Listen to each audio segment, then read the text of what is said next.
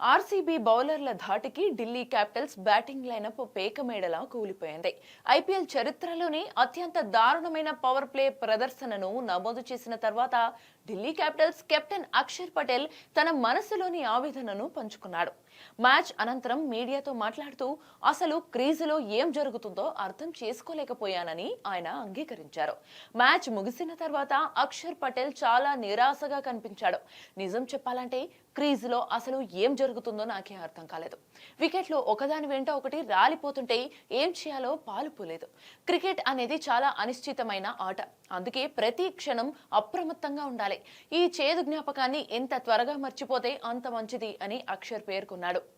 RCB bowling unit ను అక్షర్ కొనియాడాడు. ముఖ్యంగా భువనేశ్వర్ కుమార్, జోష్ హేజల్వుడ్ వేసిన స్పెల్స్ మ్యాచ్ ను మలుపు తిప్పాయని చెప్పాడు.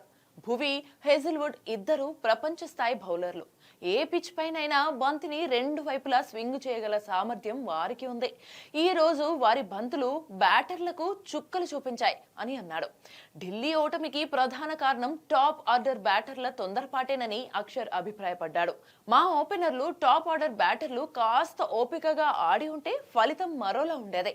ఆరంభంలో వారు స్వింగ్ ను గౌరవించి ఉంటే తర్వాత స్కోర్ పెంచే అవకాశం ఉండేది. కానీ వరుస వికెట్లు పడటంతో మిడిల్ ఆర్డర్ పై విపరీతమైన ఒత్తిడి పెరిగింది అని విశ్లేషించాడు.